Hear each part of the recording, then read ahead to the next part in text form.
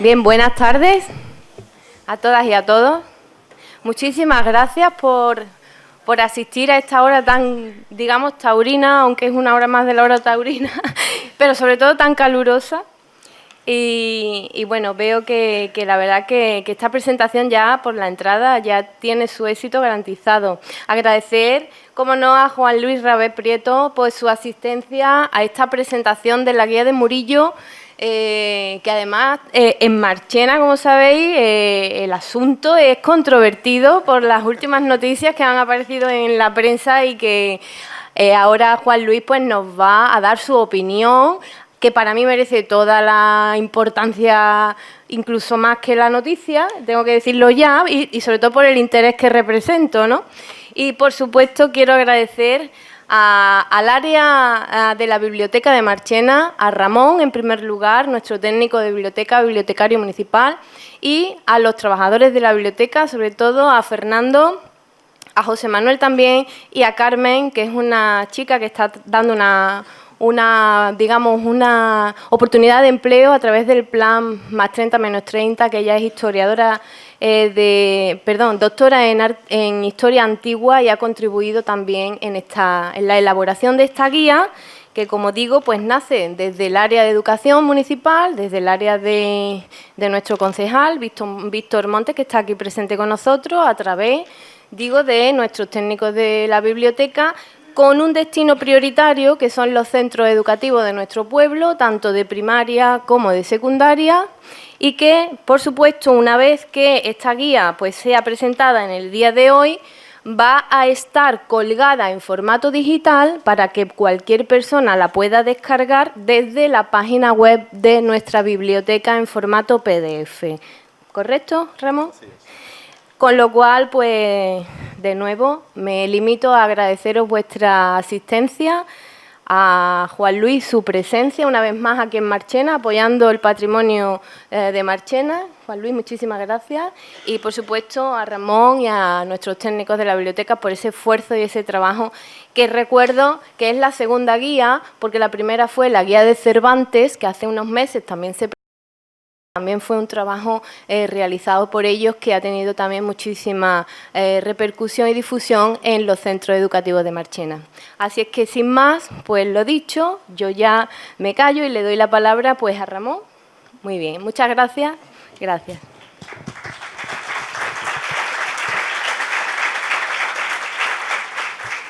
Buenas tardes. Primero, agradecer a todos vosotros y vosotras la asistencia. A la presencia de la señora alcaldesa, siempre nos arropa que esté con nosotros. A Juan Luis, evidentemente, cada vez que lo llamamos está siempre disponible. Por supuesto, pues agradecerle también el esfuerzo que hace por estar con nosotros. Y como ha dicho María del Mar, pues vamos a presentar la guía. La guía, como bien ha dicho, ha sido realizada por la biblioteca, por el área del Servicio de Archivo y Biblioteca del Ayuntamiento de Marchena, dentro del área de Cultura. Os leo un párrafo que se lee en la página web de Murillo y Sevilla.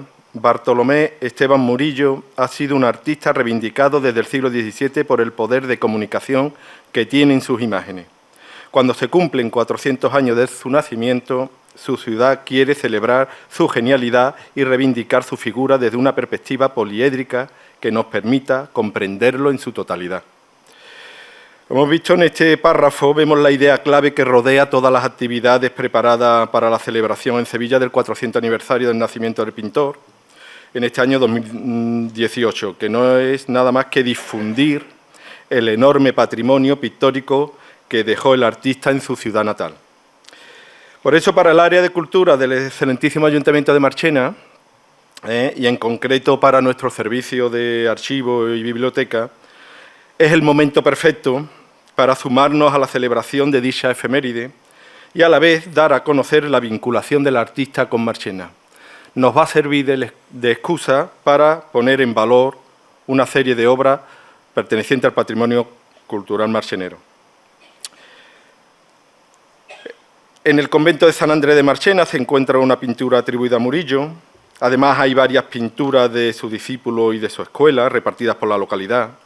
Se conserva documentación del paso de Murillo por Marchena.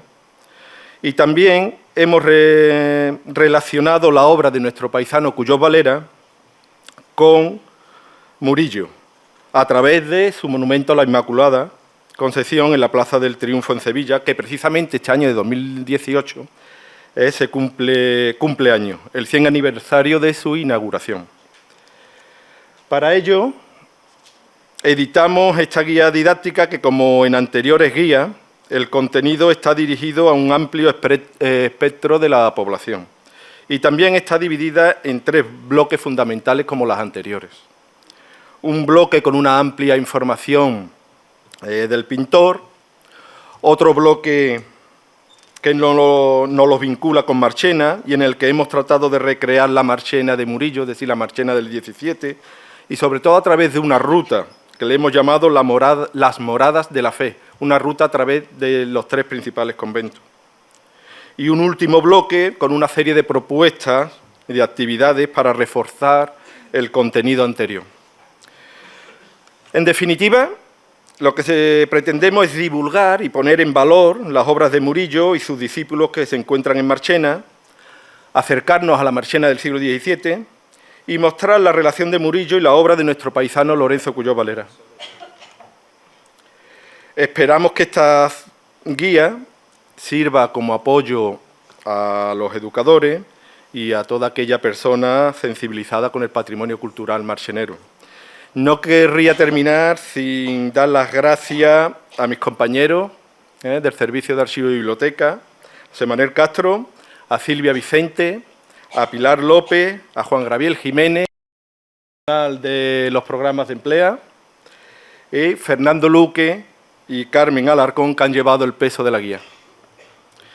Y la guía, como ha dicho María del Mar, pues las tendréis disponibles a partir de mañana en la página web de la biblioteca, y ya solo me queda presentar a Juan Luis, que es lo verdaderamente importante esta tarde, y que nos hable sobre los Murillo en Marchena y que nos saque de la duda. Estamos expectantes para ver su opinión después del bombazo del fin de semana. Juan Luis necesita en Marchena poca presentación, Como sabéis todos, lleva muchísimos años trabajando para la Delegación de Cultura, la provincial, en el Gabinete Pedagógico de Bellas Artes. Todos recordamos su libro El Alcázar y la muralla de Marchena. En las jornadas de historia numerosas han sido sus intervenciones, incluso en exposiciones en Marchena. No se nos olvidará tampoco la exposición del año 85 del arte religioso. 86, perdón. Otra sobre patrimonio histórico de las hermandades. Aquí en este salón. En este salón, ¿verdad? Y otra también, quizás de las últimas, de la Merced. El de la Merced. Bueno, los libros publicados también sobre San Juan, San Agustín. Y bueno, y ahora en este año de Murillo, pues está haciendo su año, está recorriendo, parece un turronero, está recorriendo toda la provincia con su charla sobre Murillo. Hoy tenemos la suerte, de una vez más, de que al primer telefonazo que le dimos se puso a nuestra disposición, bueno, y aquí lo tenemos, intentemos aprovecharnos de él y disfrutemos de su charla. Juan Luis.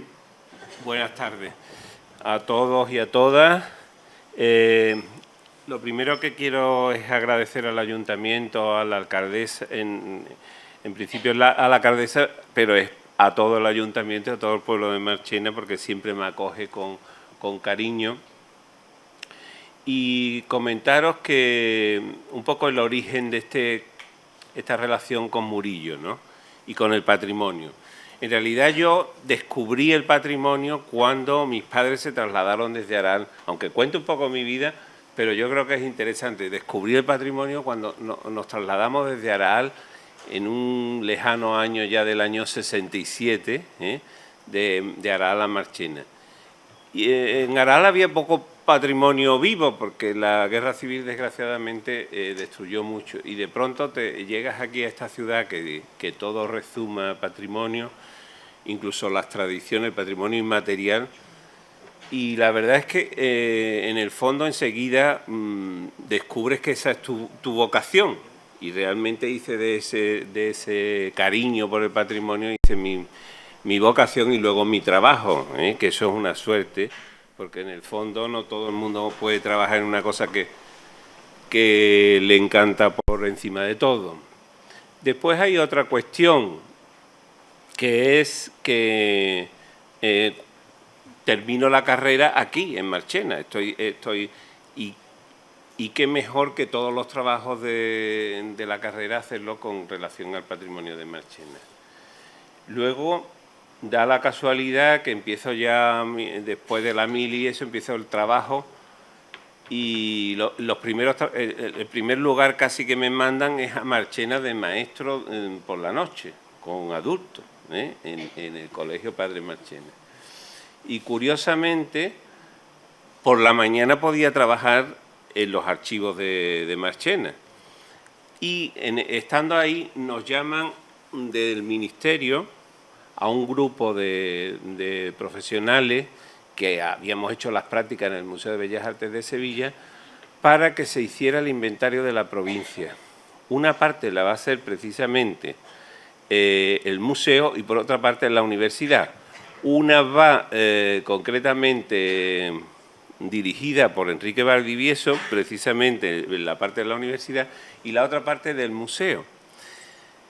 Y curiosamente, como yo estaba aquí, pues prácticamente el trabajo lo iba adelantando durante la semana por la mañana y el fin de semana se venían aquí un grupo de profesores y de... Oye, búscate a una ayuda externa. ¿La habéis pedido? Digo que había un grupo de profesionales que se venían el fin de semana y se quedaban en mi casa, en la casa que tenía yo alquilada, ¿no? Entre ellos, pues ahora son famosos profesores de la universidad, Fernando Amores, el arqueólogo, estaban también, pues,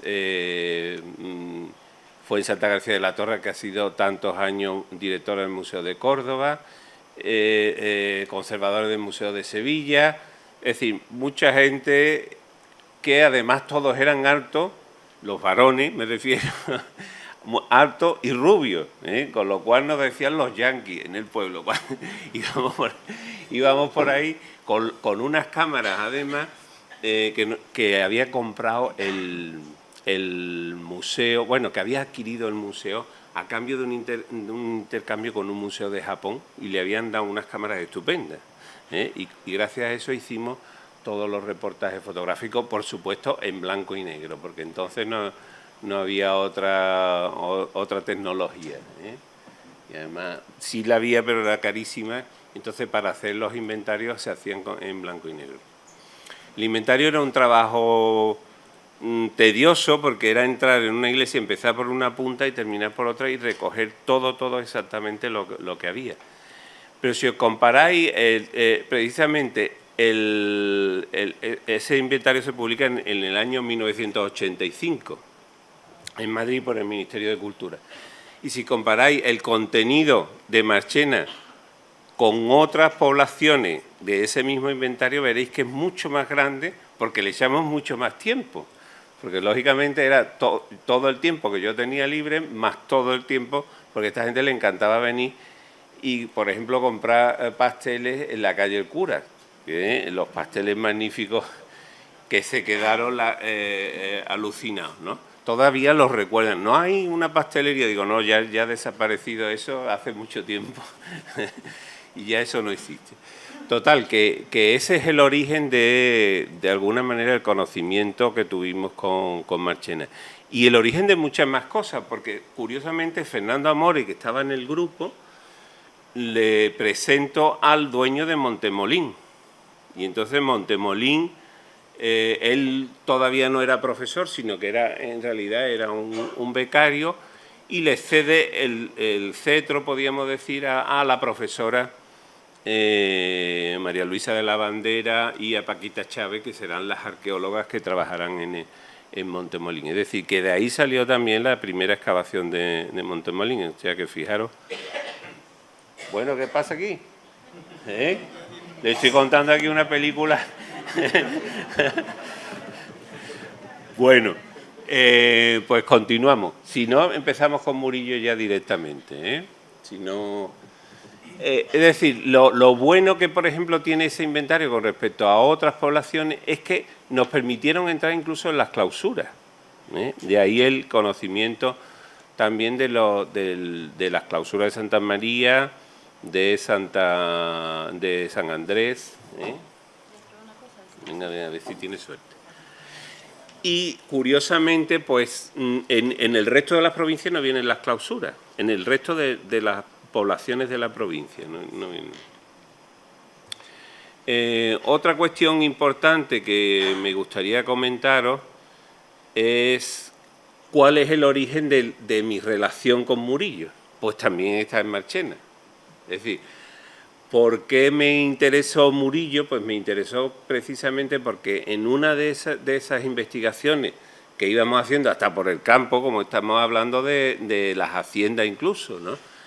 Nos encontramos en una capilla de una hacienda de Marchena, nos encontramos dos arcángeles, tamaño pequeño, que luego fueron publicados por mí en Archivo Hispalense, precisamente en el otro centenario, en el centenario de la muerte, en 1982, en Archivo Hispalense, y esos arcángeles tenían una firma prodigiosa por detrás, firmados por Bartolomé Esteban Murillo. Entonces, imaginaros, yo con 20 y pocos años me encuentro un cuadro buenísimo, porque era muy bueno, firmado por detrás por Murillo, pues nos entró de todo tipo de temblores y de calores, ¿no?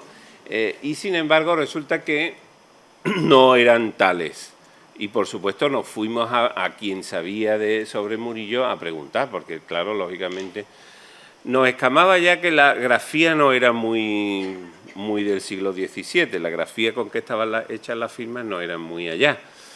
Y luego nos escamaba también que hubieran puesto hasta la fecha. Es decir, Bartolomé Murillo lo pintó en 1642. Y si te vas a las fuentes, la leyenda dice, o la tradición sobre Murillo dice, que en 1642 Murillo estaba pintando de feria. ¿Qué significa eso de pintando de feria? Pintar de feria era pintar cuadros pequeñitos para venderlos en la calle de la feria. Incluso eso se mantuvo en tanto, podríamos decir, en la tradición oral y en la leyenda sobre esa cuestión. ¿Estamos o no? ¿Qué va? No, esto no va. Pues vamos a tener que venir otro día, ¿eh? Porque las imágenes son fundamentales. ¡Hombre, Remío!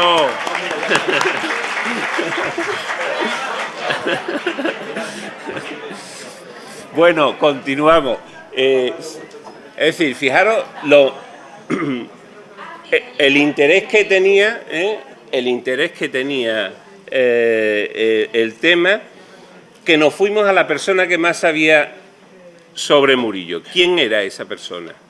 Pues mira, don Diego Angulo Íñiguez, que con Marchena tiene también su estrecha relación. Fue él el que declaró bien de interés cultural el conjunto histórico de Marchena. El informe que hizo él en la Academia, pues en 1966 fue el que don Diego, que necesitaría una calle, porque curiosamente él fue el que declaró, hizo el informe en la Academia para hacer conjunto histórico. Bueno, pues don Diego nos recibió y me prestaron los cuadros, que son de propiedad privada, y me los llevé a Sevilla, al Museo de Bellas Artes, y lo pudo ver don Diego Angulo. Y entonces me dijo, uy, qué pena, porque me gustan mucho, no son Murillo, pero yo los hubiera metido en el gran libro, los 3 tomos que sabéis, que es realmente la Biblia sobre Murillo, que todavía no se ha superado, ni por el catálogo razonado del 2009, ni por nadie. O sea, como catálogo básico sigue siendo el de don Diego Angulo. Y curiosamente nos dijo, pero yo lo hubiera metido como una versión de las obras murillescas. Aparte de eso, hablamos con Enrique Valdivieso y nos dijo que era muy interesante que se publicaran, pero que serían ya para incluirlos en otro artista, que sería Andrés Pérez, un seguidor de cierta calidad, pero que es Andrés Pérez. Lo vais a ver después si tenemos suerte y llegamos a... Está cargadito, ¿no? Bueno, luego hay otros dos temas. Es decir, ¿por qué Murillo en Marchena? Pues precisamente don Diego Angulo, en 1966 era, ¿no, Ramón? Publica en la revista de la Academia de San Fernando, o de la Academia de la Historia, ahora mismo no recuerdo muy bien, porque era académico de las dos reales academias, publica un artículo que se llama Murillo en Marchena, es decir, el mismo título que le hemos...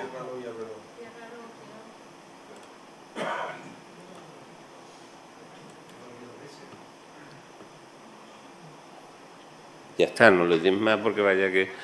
Bueno, digo que publica ese artículo y os voy a contar un poco el extracto de ese artículo porque es un poco la base de toda la conferencia que intentábamos dar hoy.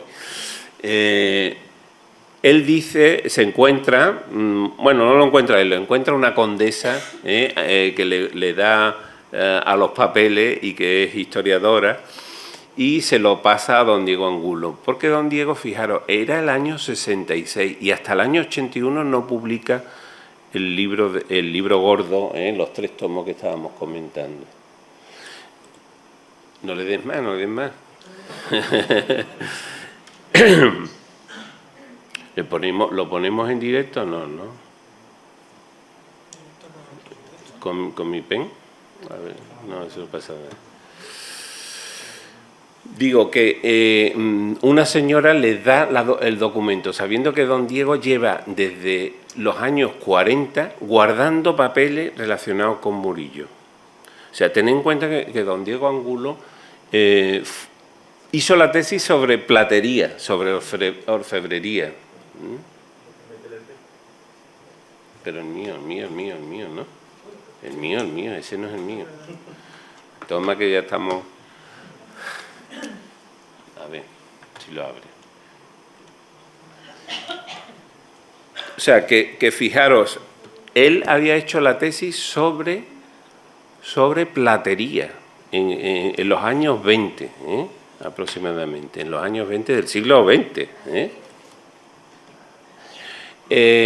Luego hizo todo el catálogo para la exposición del año 29, toda la investigación para todas las obras. Vete para abajo. Ahí pone, ahí ya te has pasado. Ahí. Murillo Marchena, ese. El PowerPoint. No, ese no es. Ese no es. Pasa aunque sea el de Murillo Marchena. Bueno, da igual. Ya la cosa es que veamos algo. Da igual.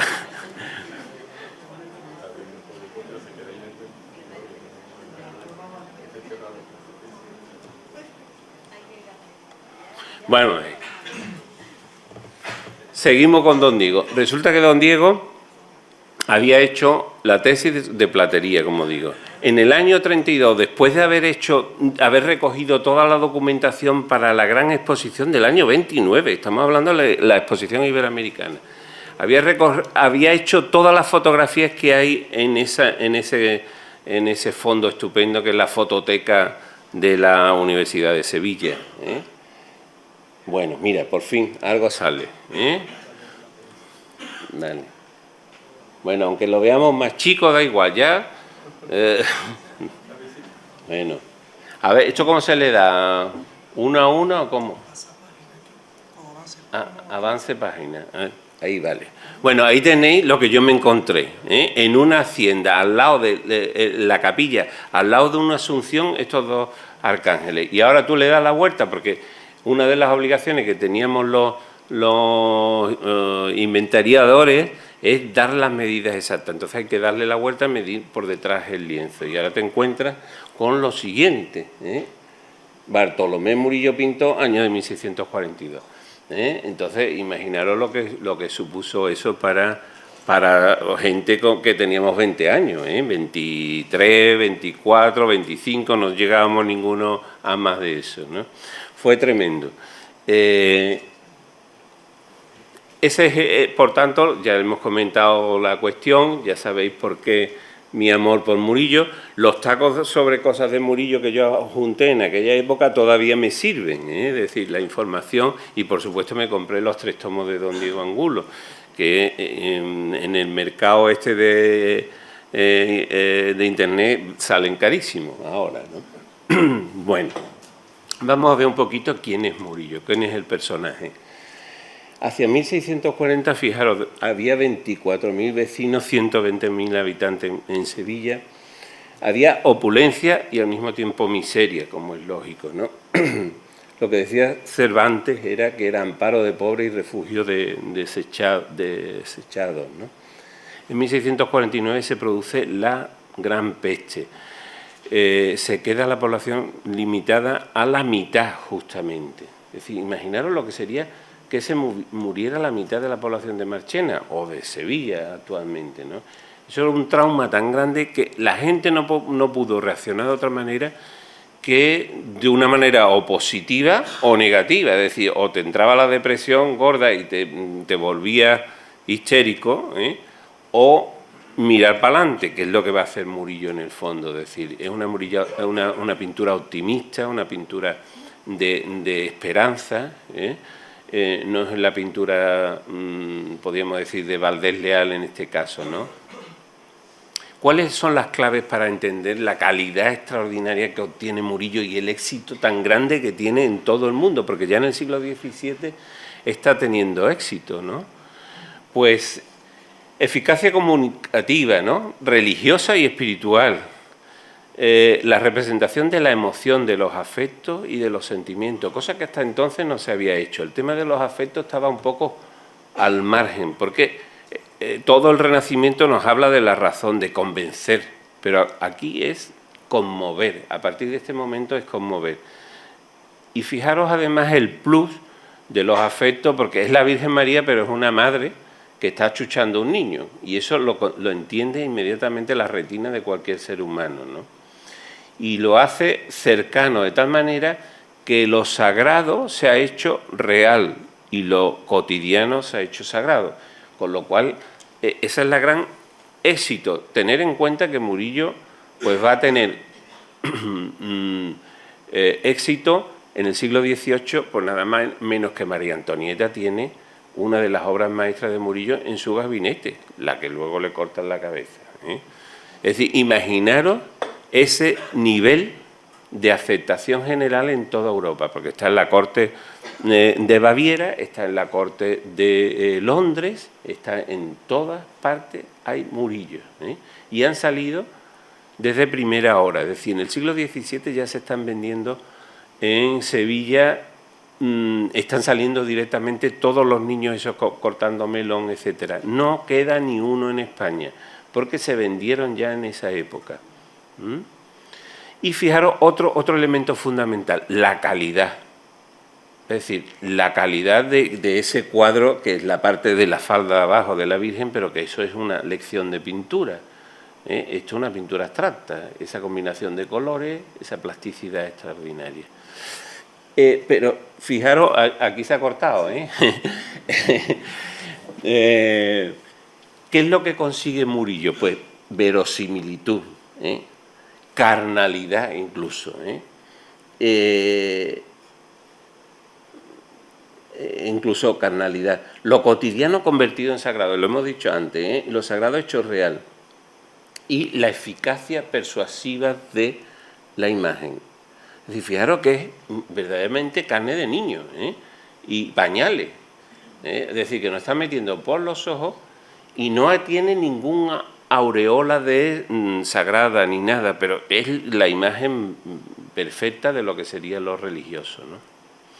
¿De dónde viene eso? Es decir, ¿de dónde? Eso viene de antes, viene de que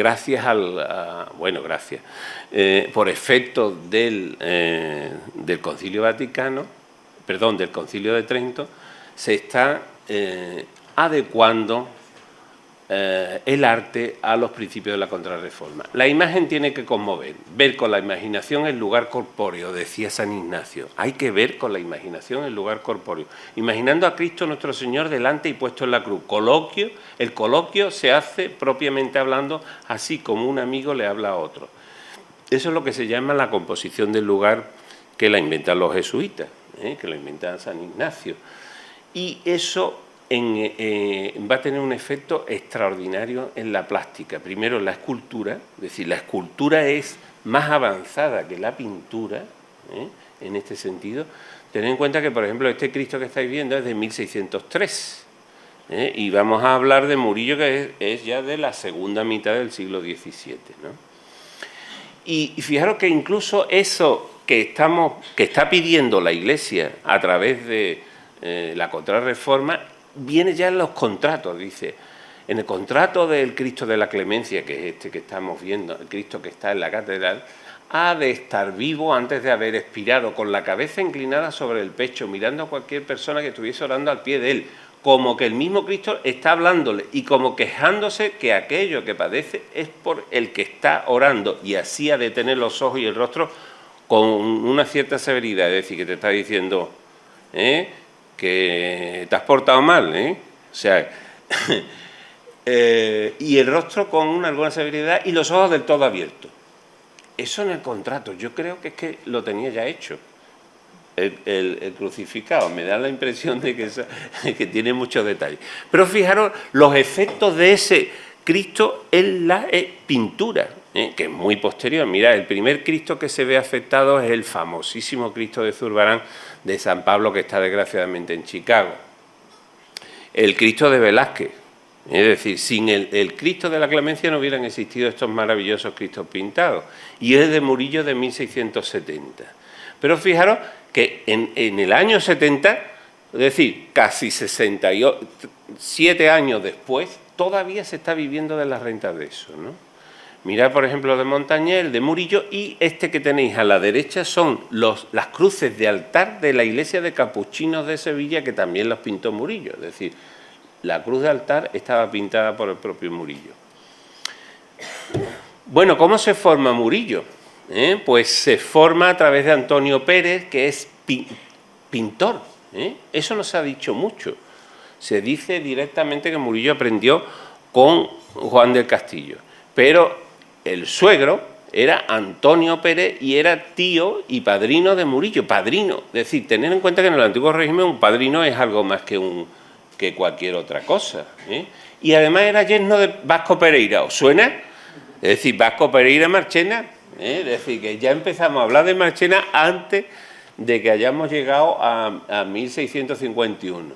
Hace testamento y nombra como albacea a los pintores Juan del Castillo y Francisco Terrón. Juan del Castillo es su yerno, y será el maestro de Murillo. Y dice, ítem 3.750 estampas de papel de santos y países y otras cosas tocantes a el arte, son grandes, medianas y chicas. Es decir, que tenía 3.000. Estas son las fotos que tenemos nosotros en los móviles.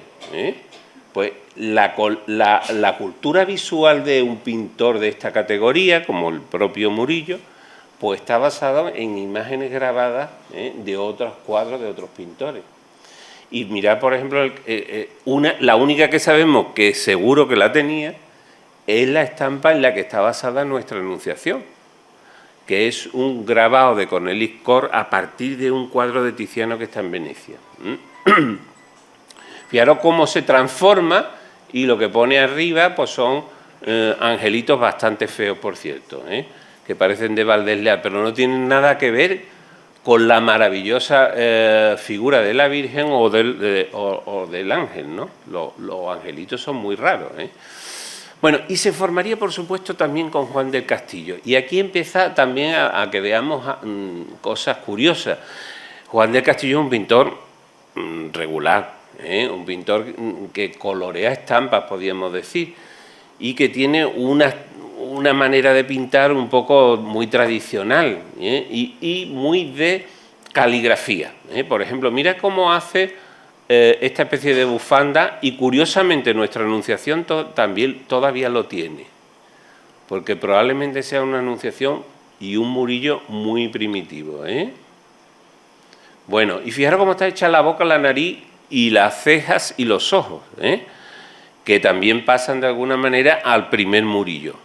Bueno, fijaros, concretamente esta es una de las primeras obras firmadas de Murillo que se conserva en el Palacio Arzobispal y que vuelve a tener todavía mucho que ver con Juan del Castillo, lo estáis viendo ahí, lo estáis viendo en esta cabeza, esto es Juan del Castillo, siempre hace boquitas de piñón, los ojitos completamente, la carita ovaladísima, y aquí fijaros que se ve perfectamente cómo se ha formado Murillo. Murillo ha visto Zurbarán, ha visto Juan del Castillo y ha visto Roelas. Todos los tenemos aquí en Marchena, es decir, tenemos la suerte de que aquí tenemos de todo. Bueno, fijaros si se parece a Roelas. Esta es la gloria de la iglesia de los jesuitas de Sevilla y el Jesús, como también tenemos un Jesús aquí. Esto es Juan del Castillo, una Virgen de Rosario, y estas son las estampas de donde están sacadas todas las figuras estas de arcángeles y de ángeles que hay aquí, que por cierto no parecen de Murillo, y es el primer cuadro de Murillo que está en el Palacio Arzobispal, el más antiguo de los que conservamos. Es decir, que al principio Murillo no se parece a Murillo. Primera cuestión. Interesante también quiénes son los mecenas, es decir, quiénes le están enseñando cosas y le están encargando cosas a Murillo. En primer lugar, son todos de origen comerciante, son todos extranjeros. Justino de Neve es flamenco, Mañara es italiano, Joshua Van Bell es holandés, Nicolás de Almazur es de Amberes, el del Óvalo. Por cierto, aquí recuerdo yo ahora que en una casa particular he visto un cuadro ovalado como este de la mujer de Nicolás de Almazur, una copia, que no lo he podido conseguir para que lo vierais, que se llamaba Isabel de Malcampo. Lo tenía Narcisa Sanz originariamente, ¿vale? No sé quién lo tendrá ahora. Bueno, fijaros otra cosa importante. ¿Cuál es la espiritualidad de este hombre que tan religioso se ha creído, que sea? Bueno, aquí el que más sabe, que se me ha olvidado decirlo, de Nicolás de Almazur está allí sentado, que es nuestro compañero Francisco García Gutiérrez. Gutiérrez. Fijaros qué interesante su trayectoria religiosa. Hermandad del Rosario, Orden Tercera de San Francisco, Hermandad de Veracruz. Este era como los marcheneros, de todas las hermandades. Hermandad de la Caridad. Es decir, ese es un propio, y falta alguna, porque también está relacionada con la Hermandad del Rosario de Montesión. Y fijaros entonces que nos falta un detalle, que este hombre sabía lo que valía. O sea, no solamente es que tuviera buena mano, sino que también se promocionaba. Y se promocionaba desde muy joven. Se promocionaba porque él se coloca en el primer autorretrato que se conserva dentro de un elemento arquitectónico clásico. Es decir, yo soy un clásico, voy a seguir siendo un clásico, después de muerto incluso. Y en este también, en el ya maduro, pero sabéis que los retratos en la época del Siglo de Oro no estaba bien visto retratarse, solamente los nobles y demás. Y hay que poner una justificación para retratarse. Por ejemplo, aquí en este caso dice que se ha retratado porque se lo han pedido sus hijos. Es decir, como diciendo, disculpándose. Y fijaros qué curioso que también en el retrato de Nicolás de Almazur también había unos textos que hacían alusión a cosas religiosas, es decir, este que está aquí se va a convertir en esto que tengo entre las manos, y además todo en Dios uno y trino, así todo perece con la sola presencia de la muerte. Fijaros también que va a ser precisamente Nicolás de Almazur el que le haga propaganda a Murillo para siempre. le mandará a hacer un grabado, una estampa, que era el medio de comunicación más adecuado para el arte, en Amberes, y mandará el retrato, el autorretrato, y se hará este grabado. Gracias a eso, al año siguiente de muerto, Murillo, bueno, ahí en ese retrato ya sabéis, aparece Murillo muerto, porque ha metido la mano dentro del cuadro, es decir, está ya en el lugar de los clásicos, pero porque ha muerto, ¿eh? No se comunica con el resto. Entonces, fijaros que gracias a Nicolás de Ormazur, que también firma ahí debajo, pues tenemos la imagen de Murillo. Entonces, fijaros cómo es Murillo. Murillo se fija en estampas, en esa cultura visual que decíamos, para crear una obra tan famosa como Los niños de la Concha. Esta es de Rubens, esta es de Stefano de la Vella, un florentino, esta es de los Carracci, es decir, y de todo ha hecho un totum revolutum, pero lo ha creado y lo ha superado, que es los famosos niños de la... Y fijaros cómo Murillo también va a ser un factor de influencia impresionante. La mejor escultora que hemos tenido nunca, que es la Roldana, pues tiene que ver muchísimo con Murillo, como estáis viendo, ¿no? Es decir, vio trabajar a Murillo y le gustó su estilo, y ella le puso el toque femenino que le faltaba, ¿no?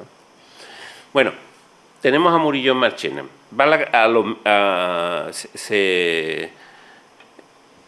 Se instala en la calle Mesones, en un mesón, y cobra 200 ducados, que eso es una barbaridad. 200 ducados en 1651, un día muy caluroso del mes de julio, de finales del mes de julio. Y estos son los documentos que se conservan en el archivo histórico que le dio esa condesa que os comentaba antes a don Diego Angulo. Ahí los tenéis. Pero Marchena dejó huella en Murillo. Y diréis, ¿cómo lo sabe este tío? Pues mira, la huella muchas veces queda en el ojo. El ojo de los pintores es fundamental, porque y Murillo más que ninguno, porque era como una esponja. Todo lo que veía lo iba absorbiendo y lo iba luego reutilizando y reinterpretando.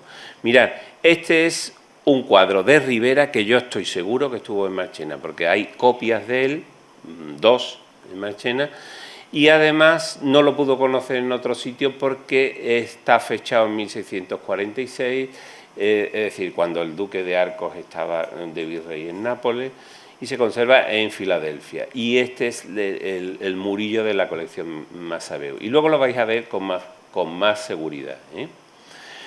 Rodrigo Ponce de León, cuarto duque de Arcos, virrey de Nápoles, protector de José Rivera, lo tiene como pintor de cámara en el Palacio Real de Nápoles, y le coge la rebelión de Macianello en 1648, el destierra en Marchena, como todo el mundo sabe, y ese cuadro está en Marchena.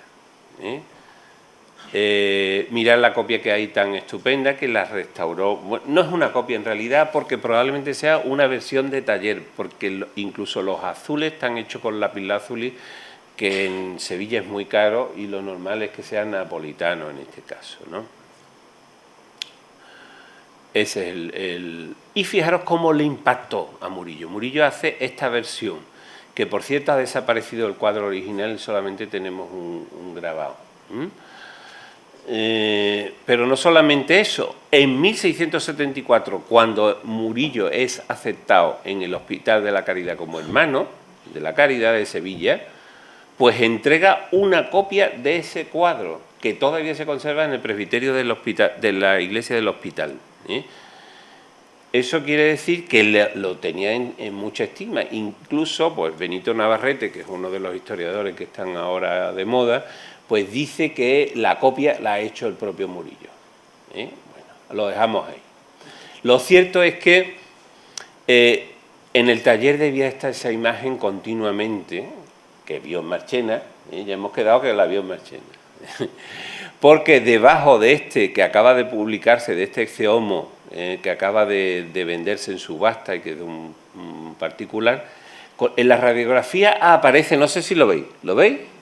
Es decir, que está la misma imagen. Es decir, que sobre el cuadro que tienen como uso dentro del taller ha pintado pues un magnífico Ecce Homo de Murillo. Pues no solamente hace eso, sino que en la colección Wallace en Londres se conserva este original de Murillo, que es una versión ya un poquito más abierta, y otro, este está en México, este lo tenéis en el Museo de México, este se acaba de vender ahora en una subasta en Sevilla, este se vendió en Bilbao, este es de Marchena, es decir, que fijaros la cantidad de cuadros que han salido de Rivera, ¿no? De nuevo el de México y el recientemente vendido, ¿no? Bueno, imaginaros que me voy para atrás, esto es que me estoy yendo para atrás, ¿no? No le doy a la... No, sí, estaba bien. Perdón. Bueno, es decir, el mejor de todo, porque es el más original, es lógicamente el de la colección Massabeu, que también estaba en una colección extranjera y lo han comprado hace poco. Este es maravilloso, lo he podido yo ver en directo y es una preciosidad. Fijaros la posición de la mano, pero la cabeza de la Virgen ha variado, el tipo de niño ha variado, pero la idea está ahí. Bueno, ¿qué huella dejó Murillo en Marchena? Esa es la cuestión que traemos ahora. Yo creo que esto es un posible encargo de Rodrigo Ponce de León. Quizás incluso antes de irse a ver si lo digo, a Nápoles, de Virrey a Nápoles. Primero se fue a Valencia, después a Nápoles. Y esto, sabéis que en 1637, funda el convento de San Andrés. No sabemos qué es lo que hubo ahí, pero... en el retablo original y demás, pero este cuadro es de una calidad excepcional, ¿no? Lo podéis ver cómo está ahora en el proceso de restauración que lo estáis viendo aquí. Esto conseguimos en el año 2007 que se metiera en el programa de Andalucía Barroca y se pudiera restaurar, que costó bastante dinero porque el cuadro estuvo durante 10 años en el taller del restaurador del Museo de Bellas Artes, que le dijo a las monjas que se lo iba a restaurar gratis. Desgraciadamente nunca lo terminó, empezó a restaurarlo pero no lo terminó. Entonces las monjas lo reclamaron y se quedó con la grieta. Incluso en el año 2000, en una exposición que hicimos en la caseta travestida, como yo le digo al auditorio, pues ahí la hicimos y se expuso ya el cuadro con su raja original de arriba abajo, pero reclamando una restauración. Y en el 2007 pudimos meterlo en el programa y se arregló. Lo hizo José María Calderón y la verdad que lo dejó magnífico, como estáis viendo. Fijaros qué curioso, porque aquí podemos aprender cómo Murillo mira otras composiciones anteriores, y en este caso la composición de Golcio es muy interesante porque pone al ángel en esa posición, pero él, para que no se vea la trasera del ángel, le da la vuelta como si tuviera un ordenador en la cabeza. Eso lo hace un genio, eso no lo hace un pintor normal. Y fijaros, la posición de las manos está sacada, sin embargo, de otro grabado que... Y fijaros qué curioso, lo más chocante de todo de este cuadro es lo bueno que es el ángel y lo extraño que resulta en el ámbito de la pintura de Murillo el drapeado sobre todo de este traje. Mientras que esto es Murillo, esto es lógico que se pueda decir que no lo es. Sin embargo, fijaros, si nos vamos y analizamos este cuadro con el primer original de Murillo, que es el del hospital, del Palacio Arzobispal, fijaros que la cabeza es muy parecida a esta Virgen. Por supuesto que es muy parecida también a la de Juan del Castillo. Y los drapeados raros que nos resultan raros están en el cuadro de Juan del Castillo. Mirad, estos pliegues raros que no se sabe, que están hechos como con caligrafía, no los de... y las cabezas son de Juan del Castillo, que lo podemos... Este es un Murillo que atribuye Valdivieso a Murillo joven, y que no está admitido, sin embargo, por gran parte de la crítica, y también se parece, es decir, que es de ese momento en que o es Murillo o es Juan del Castillo, pero que estamos en esa transición. Fijaros que, de todas maneras, esta composición, que fue original muy al principio de la vida de Murillo, luego la mantuvo a lo largo del tiempo. Fijaros concretamente aquí, en este de hacia 1660 del museo, o este dibujo que también es del Museo del Prado, ¿no? Los dos del Museo del Prado. También fijaros cómo es la calidad extraordinaria del ángel, ¿no? Es decir, las plumas, cómo están pintadas una a una. Y cómo todavía no es un Murillo que sabe hacer volar las telas, sino que lo hace igual que Zurbarán, como las almidonas y las deja fijas. Eso lo hace Murillo al principio, luego ya lo podemos ver también en un cuadro del Museo del Prado súper certificado, que es este de la aparición de la Virgen a San Bernardo, es decir, cómo se queda congelado los drapeados. Y eso es muy Zurbarán todavía. Claro, los rosas estos son muy Murillo, porque esto es un rosa hecho con el pigmento de cochinilla, que era carísimo, pero en Sevilla existía, ¿no?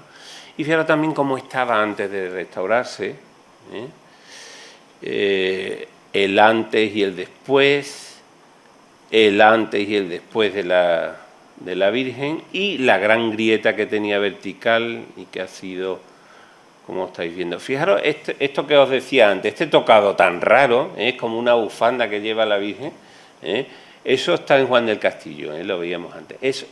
Fijaros el proceso de limpieza, cómo lo ha hecho con muchísimo cuidado Calderón, porque solamente quitar las 4 manchitas que hay para dejarlo en su situación original.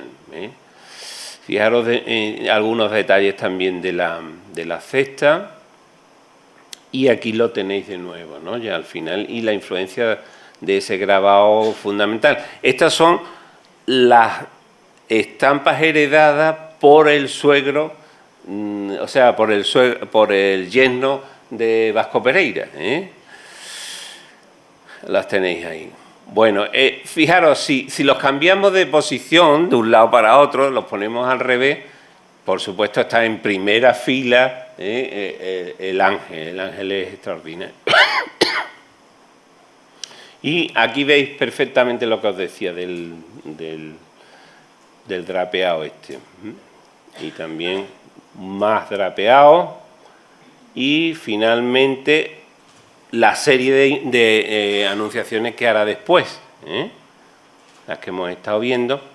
Bueno, otro cuadro que también puede ser muy bueno, pero que no decimos, no lo voy a decir ahora, que puede ser de Murillo, pero que podría estar en el lote de los que... No sabemos si Murillo fuera también intermediario, porque era muy comerciante, podía traer obras de otros artistas. Se ha demostrado por la documentación, no sé si habéis visto los datos que han salido, era un hombre bastante que le interesaba... No es que le interesara el dinero, es decir, que tenía miedo a la pobreza, que es otra cosa muy distinta.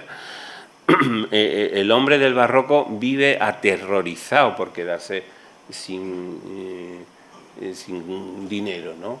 Porque era un tema de seguridad. Y eso aparece en una exposición que hay ahora mismo en el Archivo Histórico, que termina el sábado, creo, o el viernes, mañana termina. Bueno, pues este podía ser del contrato hacia que le hace el duque, porque en 1651 se funda Capuchinos, y en julio se entregan los cuadros que fueran aquí en Marchena, porque vienen 3 caballerías, una viene con una carga, y luego viene un señor ayudándole y Murillo en la otra caballería. O sea, que venía más de un cuadro, venían enrollados y no iba a venir un caballo con un cuadro, tendrían que venir algunos más. Y entonces este es un cuadro excepcional, de bueno. Estaba a punto de restaurarse cuando vino la crisis. El ayuntamiento, con un informe que le habíamos hecho y demás, iba a restaurarlo. Aquí hay testigos, que me parece que estaba, no, si no estaba Zambrano, estaba Luis, de alcalde en aquel momento. Y entonces el Instituto Andaluz de Patrimonio había dado ya el place para hacerlo y viene la crisis y nos quedamos sin dinero y se quedó. Pero esto es un cuadro magnífico, la cabeza, es un capuchino y no un agustino como han dicho cuando se ha publicado, porque como lo encuentran en San Agustín se cree que es un capuchino que puede ser San Francisco vestido de capuchino o puede ser San Félix de Cantalicio. Es una obra extraordinaria, como os comento. Podía estar en el lote. ¿Por qué lo digo? Pues porque en octubre de 1651, es decir, 2 meses después, se inaugura la iglesia de Capuchinos delante de un cuadro de San Francisco. ¿Qué puede ser este? Bueno. ¿Y quién nos dice que no hubiera bastantes más Murillo en la colección privada de los Ponce? Pues debió haber bastantes más, porque desgraciadamente los inventarios que hay de esas colecciones no dicen los autores, porque no, lo hace gente de aquí de Marchena y no conoce los autores. Y claro, lógicamente sí conoce el tema, pero hay Santa Justa y Rufina, que podían ser estas, vamos a suponerlo, ¿no? Vamos a ponernos por lo alto y vamos... Entonces yo creo que ya con esto ha quedado bastante claro que Murillo estuvo en Marchena, que le dejó huella la pintura de Rivera y que probablemente haya más de un Murillo, que haya más de un Murillo por ahí, ¿no? Por supuesto que luego hay muchas más cosas relacionadas con Murillo, puesto que lo que vamos a ver ahora sería el mundo de los seguidores, el mundo de los seguidores. La estela de Murillo, hay una primera generación que estaría compuesta por sus discípulos directos o gente que ha fundado con él la Academia de Bellas Artes, es decir, la Academia para aprender a pintar del natural. Eso se funda en 1660 en el Archivo de Indias, y entre ellos está Pedro Núñez de Villavicencio. Sebastián Gómez, como sabéis, es el esclavo de Murillo, el que se llama también el granadino o también el mulato. Y Andrés Pérez es el autor de esos dos arcángeles que veíamos antes. Pedro Núñez de Villavicencio se va a caracterizar porque es un pintor muy interesante, porque es noble por su cuna, pertenece a la Orden de Malta, se forma en Malta con Matías Preti, pero luego funda con Murillo precisamente la academia que estábamos comentando. Y es un pintor de niños, como Murillo. Este cuadro que estáis viendo debajo es del Museo del Prado, nada menos. Fijaros que suele pintar un poco desordenadamente, componer un poco desordenadamente, los pies por un lado, no es un poco como esto. Y aquí hay dos niños estupendos. Por eso yo creo que Valdivieso en un determinado momento pensó que esto podían ser los cuadros de Santa María de la Mota, del presbiterio, podían ser de Pedro Núñez de Villavicencio. Vamos a dejarlo ahí, no sé yo si serán o no, pero podían serlo.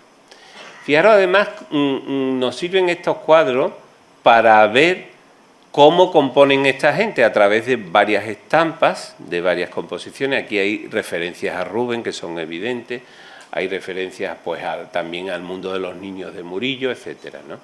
Mirad, si comparamos esto, que es nada menos que el cuadro mejor que pintó Murillo de la Adoración de los Reyes, que está en Toledo, Ohio, en Estados Unidos, ya sabéis la cantidad de países que recorre la obra de Murillo. Hay más de casi 500 cuadros de Murillo, mientras que el de Velázquez hay solamente 90.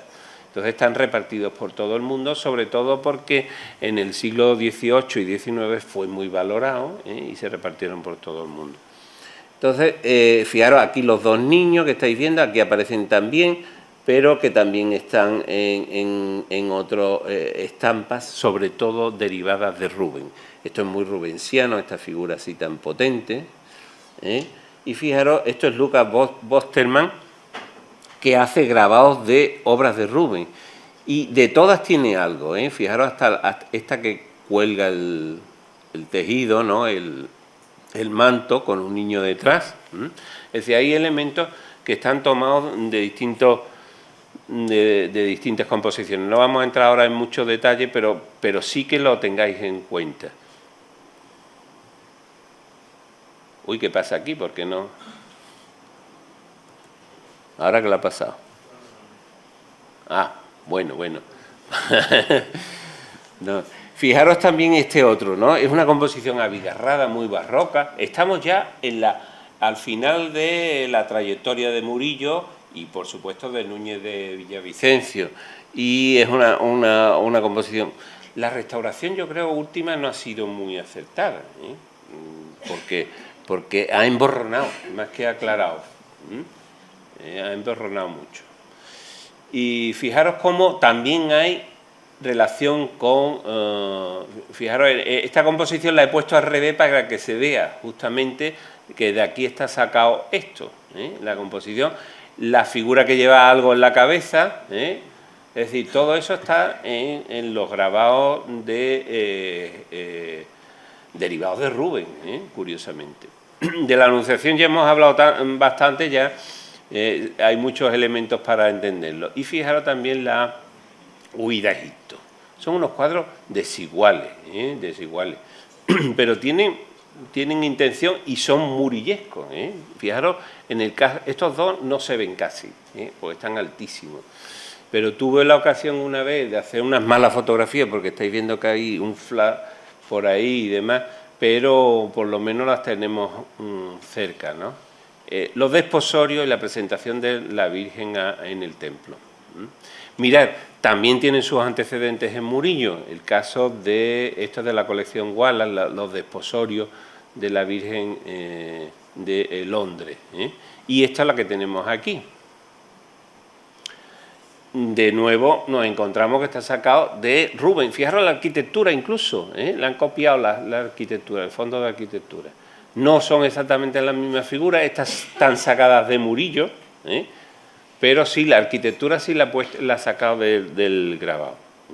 Es decir, fijaros que muchas veces los historiadores tenemos que hacer como una especie de búsqueda de Sherlock Holmes, a ver por dónde han aparecido las cosas, pero tiene bastante calidad el cuadro. Lo que pasa es que están en muy malas condiciones, pero estos cuadros se podían recuperar. Este es de Zurbarán y este es de Juan de Sevilla, que es un granadino, pero no sabemos si se formó en Sevilla, con Valdés Leal. Bueno, entramos en una historia muy divertida, pero sabéis que Sebastián Gómez, el mulato, pues se hizo hasta un cuento de Andersen, en el siglo XIX sobre él, que se llamaba El Zombi, por cierto, que eso le puede gustar a las nuevas generaciones. Y este era un esclavo, se supone, que tenía, de origen morisco, granadino, que tenía Murillo, y por la noche pintaba a escondida y lo descubre, que eso, para los románticos eso era lo más, ¿no? El artista que nadie se lo cree y que de pronto... Por eso hay tantos grabados del siglo XIX relacionados con la historia esta. Es decir, el mulato que es descubierto por Murillo por la noche, que está pintando inmaculadas como él, ¿no? Bueno, pues de ese tenemos un cuadro interesante en una colección privada que ha sido aceptado por la crítica, incluso viene en un libro gordo ya de Petete sobre la estela de Murillo, como de Sebastián Gómez. Fijaros qué extraño cómo este hombre compone los escorzos, como un poco desordenado. Es curioso porque eso se repite en un museo, en un cuadro del Museo de Bellas Artes de Sevilla, muy grande, que no he podido encontrar una reproducción porque está en los almacenes desde siempre. Pero fijaros que de nuevo aparecen pues las influencias de Rubens, etcétera, ¿no? Seguimos ahí. Fijaros que esas posturas extrañas están sacadas también de grabado. Lo que pasa es que él no sabe, no tiene la soltura que tienen los maestros italianos y flamencos en los que se ha inspirado, ¿no? Bueno, luego está Andrés Pérez, que es un pintor que era pintor de flores, pintor especialista en los detalles, en los bordados, en las arquitecturas.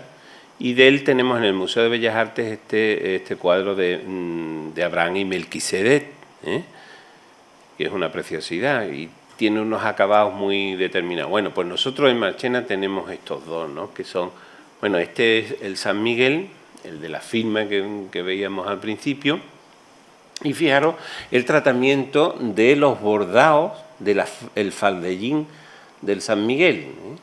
O sea que el cuadro es de una calidad excepcional. Y fijaros qué curioso, porque lleva un escudo en el que pone Qui sicut Deus, es decir, ¿quién como Dios? ¿Cómo te atreves, Lucifer, a creerte como Dios, ¿no? Ese es el tema que se repite. Y fijaros los demonios abajo, aterrorizados, ¿no?, por la fuerza que tiene San Miguel. El otro San Rafael es mucho más plácido y más murillesco, en el sentido de que los dibujos que hay de Murillo en el Museo del Louvre son muy parecidos a esta composición. Y también fijaros el detalle del San Rafael Tobías cogiendo las agallas del pescado para ponérselo a su padre para curarle la ceguera, ¿no? ¿Y por qué está la Inmaculada en el escudo? Una cosa que, bueno, pues eso lo publicamos, una iconografía muy particular sacada del libro de Ciudad Mística de Dios de una monja visionaria del siglo XVII, amiga de Felipe IV, consultora de Felipe IV, que se llamaba, ¿cómo se llamaba esta mujer? Sor María de Ágreda, Sor María de Ágreda. Y ella describe que la batalla entre los ángeles buenos y los ángeles malos tuvo su origen en el tema de la Inmaculada Concepción. Entonces, como los malos no querían la Inmaculada Concepción, por eso lleva a San Miguel a la Inmaculada para enfrentarse a ellos, ¿no?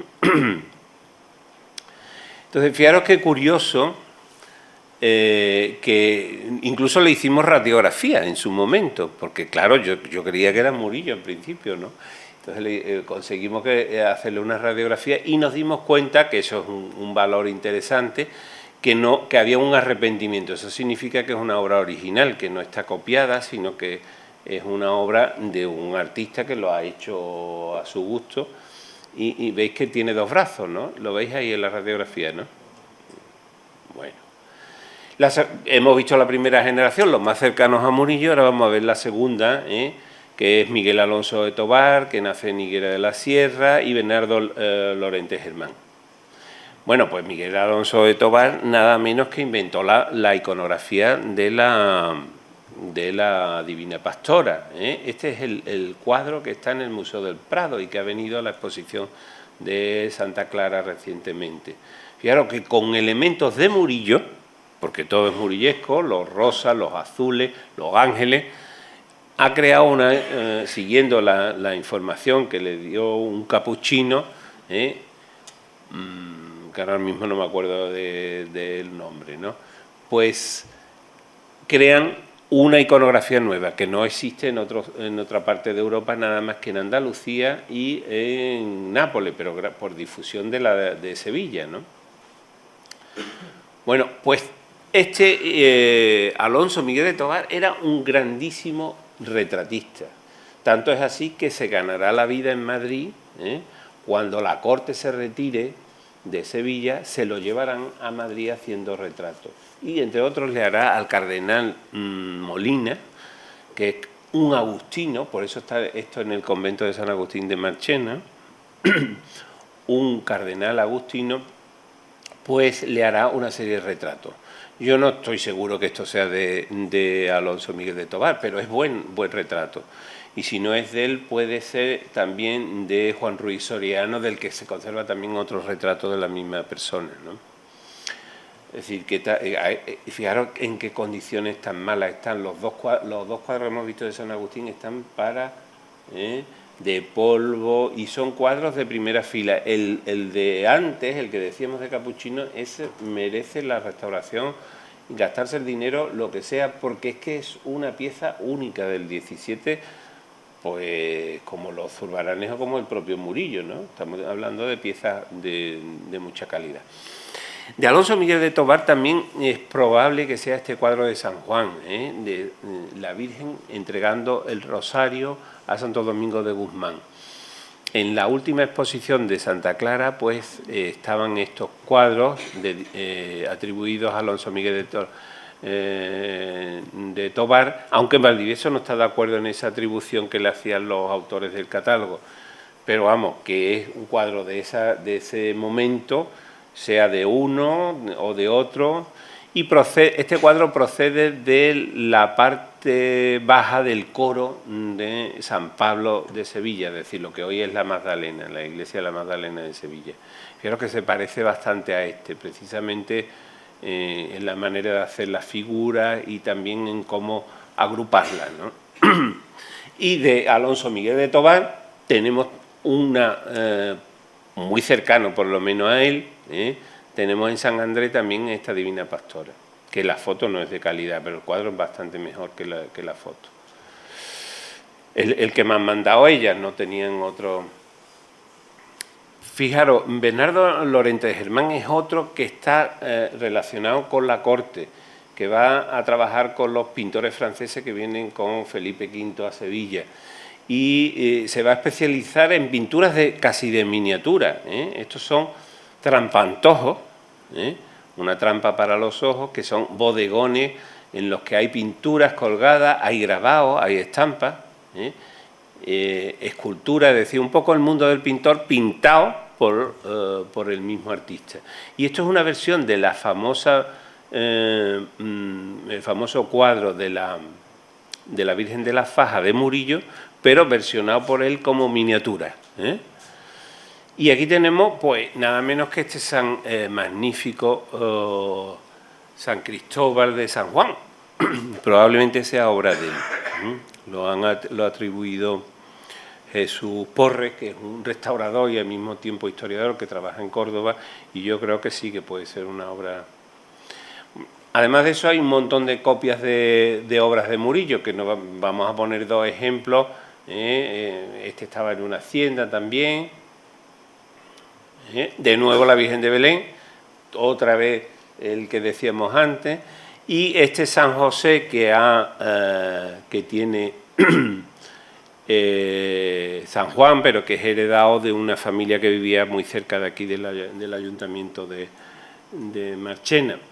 Esta es la copia y este es el original, es decir, veis que hay una calidad, por ejemplo, en esta mano, en la cabeza del niño, que es muy distinto, es decir, que se nota lo que es un original y una copia. Cuando es Murillo se nota, ¿no?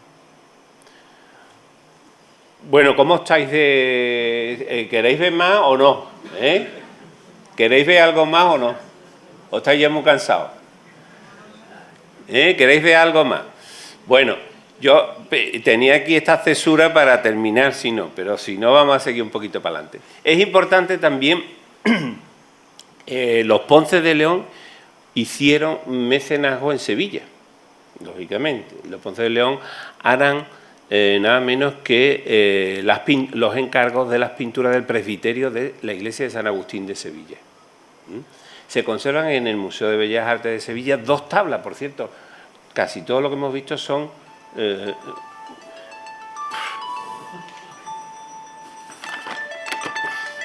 Perdonad porque esto no estaba previsto. Bueno, fijaros que se conservan estos 2 cuadros sobre tabla, que son impresionantes las tablas de tamaño, y estos cuadros pequeñitos en lienzo. ¿Dónde estaba el convento de San Agustín de Sevilla? Pues estaba la Puerta Carmona y tiene un claustro enorme y una portada de Hernán Ruiz desmontada, que es la que tenéis en medio del patio. Y los azulejos están justo debajo de la armadura del Palacio de Marchena, en la escalera de la Condesa de Lebrija, en la calle Cuna de Sevilla. Bueno, y el retablo sería más o menos así, según Valdivieso, en un libro que ha hecho de montaje de pinturas, ¿no? El retablo mayor, hacia 1664, de Bernardo Simón de Pineda, el mismo arquitecto de retablo de la Caridad. Y lo encarga don Francisco Ponce de León. Interviene en toda la reestructuración, colocar a los muertos en otro sitio, los Ponce de León que había en los cenotafios de los Ponce de León, los cambia de sitio y demás, y reestructura y pone este retablo, ¿no? Bueno. Pero fijaros qué curioso, porque la orden, los agustinos le imponen unos determinados motivos a través de unas estampas, que son en este caso de Colaer, otro flamenco. Y fijaros que se nota en uno de ellos la cuadrícula que servía para pasar a los artistas, a los aprendices y a los oficiales, desde el boceto original de Murillo se pasaba al cuadro grande, ¿no? Pasaban el dibujo y el maestro lo que hacía era terminar los brillos, las luces, las encarnaciones, que eran los temas que era fundamental que fueran de la mano del maestro. Fijaros, San Agustín recibiendo la inspiración de la Trinidad. Y arriba del todo, como en un techo, había un montón de ángeles revoloteando y agrupados, como estáis viendo, con emblemas de San Agustín, de la orden agustina y de la Iglesia, ¿no? Y otro retablo muy interesante dedicado a Santo Tomás de Villanueva, como sabéis que era también un fraile agustino. Y es muy interesante este, que está en Cincinnati, por cierto, y este está en Múnich, pues es la versión, podríamos decir, religiosa de un tema absolutamente pagano y que es los niños en la calle, típicos, que son el reflejo de la Sevilla de esa época, niños de la calle, al fin y al cabo. Y eso era también, de alguna manera, era patrimonio no marchenero, pero sí de los Ponce de León. Bueno, este es el dibujo preparatorio del cuadrito que se conserva también en el Museo de Bellas Artes de Sevilla. Y sabemos que en la colección, yo ahora voy a terminar un libro sobre Marchena, se va a llamar La Villa Ducal de Marchena, y voy a hablar un poco de la decoración del Palacio de Marchena. Y sabemos, a través de los inventarios, qué es lo que había colocado en las distintas habitaciones. Y, por ejemplo, sabemos que en la colección de Joaquín Ponce de León estaba nada menos que este famoso cuadro del Greco, este de Velázquez, este que estaba atribuido a Velázquez, pero que sabemos que es de su yerno, de Mazo. También está aquí pues Doña Guadalupe, Doña Guadalupe, que es la madre, y tenía nada menos que una versión pequeña de las Meninas, que probablemente era un boceto de las Meninas. Se llaman las Meninas de Orsett, porque están en Inglaterra, se conserva en Inglaterra. Hay quien dice que no, que es una copia, y otros que dicen que sí, pero lo tenéis ahí. Aquí estáis viendo las Meninas de Orsett, es decir, las que fueron de Don Joaquín, y las Meninas de Velázquez, ¿no? Lógicamente son más pequeñas y están más abocetadas, ¿no? Lógicamente. Por ejemplo, en las de Don Joaquín no se ven a los reyes en el espejo, y en la de Velázquez sí, ¿no? Pero fijaros la calidad extraordinaria que tienen, los toques tan magistrales que tienen también. Bueno, los perros también se ve la diferencia. Y bueno, ya sabéis que los Ponce de León acaban en 1780 y heredará el ducado pues nada menos que doña María Josefa Soledad Pimentel, la condesa duquesa de Benavente. Y curiosamente una de las primeras cosas que hace es investigar los murillos que hay. Fijaros el éxito que tenía Murillo en el siglo XVIII. Los murillos, manda aquí a un administrador para ver dónde están los murillos y cuáles son, o sea que había. Y luego también lo hace en San Agustín de Sevilla. Ella manda restaurar el templo de San Agustín tras la Guerra de la Independencia. Hace un nuevo retablo mayor neoclásico, pero lo que hace es que se lleva unos cuantos de Murillo y los vende. Lo de los ángeles, eso que hemos estado viendo, los vende. Es decir, que hemos hecho un recorrido por todo el mundo de Murillo relacionado con la ciudad y con sus señores, que eran los duques de Arco, para demostrar quizás que Murillo es uno de los grandes pintores del barroco europeo. Ha tenido un problema en el siglo XX, es decir, un hombre que era especialista, podríamos decir, en los sentimientos, en los afectos. Es normal que el siglo XX no le cayera muy bien a Murillo, ¿no? Porque es la contraposición exacta, ¿no? Es decir, ¿cómo se explica que en 1852 Murillo alcanza el récord mundial de venta con la Inmaculada Azul, la Inmaculada de los Venerables? Y esa misma Inmaculada se la cambian de mala manera a Franco por unos cuantos de Velázquez y por otra serie de cosas, ¿eh? Porque, claro, había ahí unos intereses. A Franco le interesaba el nacionalcatolicismo que representaba la Inmaculada y a ellos le interesaba completar, a los conservadores del Museo del Louvre, completar la escuela española pues con Velázquez y con otras cosas. Es decir, que fue un intercambio interesado. No es que no lo devolvieran así porque sí, sino que fue... Entonces, gracias precisamente a don Diego Angulo, con su revisión global y general, viendo todo lo que hizo Murillo y cuáles son las claves de su éxito, más lo que están haciendo ahora los nuevos historiadores como Benito, etcétera, Benito Navarrete y otros extranjeros, pues estamos viendo que es un hombre de una absoluta calidad. Mirad, eso que estáis viendo es un fragmento del cuadro de la multiplicación de los panes y los peces, del Hospital de la Caridad. Está pintado, yo es que no puedo ampliar porque lo hemos tenido que poner en PDF, así que os tenéis que contentar. Está pintado con la punta del pincel y con una rapidez y una agilidad que esto parece Goya más que otra cosa, ¿no?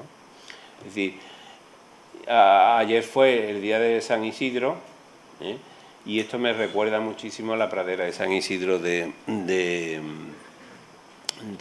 Goya, ¿no? Terminando como lo hizo don Diego Angulo en uno de sus libros, a Murillo hay que colocarlo a la misma altura, pues que, si no a la misma, por lo menos que esté entre los cuatro grandes, es decir, entre Velázquez, Goya, el Greco y Murillo. Es decir, que son los grandes. Esto no lo hace cualquiera, lo hace un pintor de primera categoría, y enhebrar también esa influencias como lo hemos visto, es decir, una persona que es capaz de enhebrar y hacer lo suyo, hacer obra suya, lo que es también de otros, y compartir esa cultura visual que estábamos viendo, eso no lo hace cualquiera. Y lo tenéis quizás a mano por poco tiempo. Por cierto, que estos se pueden ver ahora a la altura de los ojos, pero en noviembre creo que lo suben otra vez a la altura de la iglesia, con lo cual no lo vais a volver a ver. Aunque cueste un poquito de dinero, pero se le da a los hermanos de la caridad un donativo, pero merece la pena, Es decir, ir a verlo, porque el friso humano, las mujeres hermosas, con los pechos fuera, que se le vean hasta los pezones, que dicen, bueno, ¿dónde está Murillo de las Inmaculadas? Una cosa extraordinaria, unas obras magníficas, ¿no? Una anatomía dominada y una pincelada, como estáis viendo, de auténtico maestro, ¿no? Por eso digo que, como don Diego Angulo decía, Murillo es uno de los grandes pintores del barroco europeo. Muchas gracias.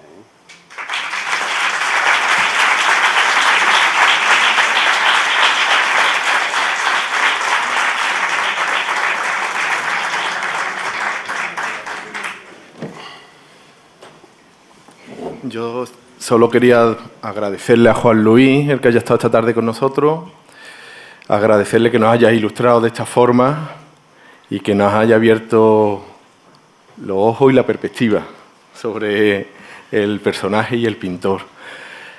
Solo quedar si alguien quiere hacer alguna pregunta, algún comentario sobre lo que acabamos de escuchar. Manuel Ramón. Mira, en relación a los dos arcángeles que te encontraste con 20 y tantos años, ha hecho referencia a una hacienda, no sé si es que no la puedes decir. No, debemos de hablar de que son propiedad privada. Ya está. Siempre de la curiosidad de esa falsificación que se hace de pintado por Murillo en el año, si se puede sospechar quién lo hace, cómo se hace. Sí, bueno, como está publicado no voy a decir nada. Eso puedes ir a Archivo Hispalense, el año 82 lo puedes encontrar, pero te lo comento inmediatamente. Era una familia de origen italiano, los Casanova, y eran fabricantes de pasta para los navíos en Cádiz.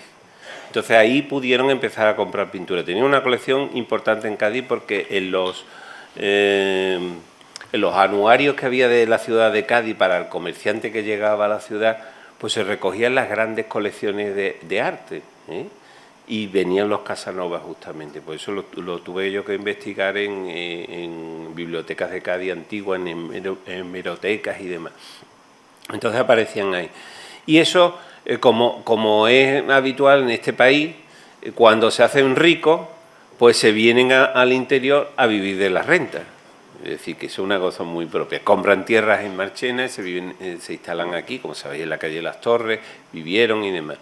Y eso eran...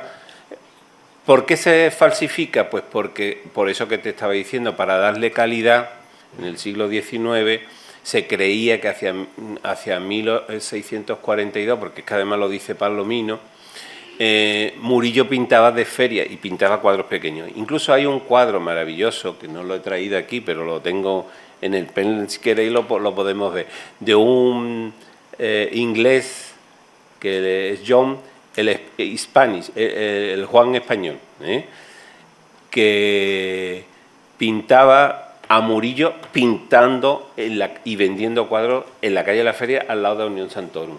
Y lo pinta joven y además hace todo, ha estado en Santa Clara. Y curiosamente el cuadro que aparece ahí, que lo está vendiendo a otra persona, está firmado por detrás también. Es decir, que había la idea de que eran cuadros pequeños firmados, que Murillo firma muy pocas veces.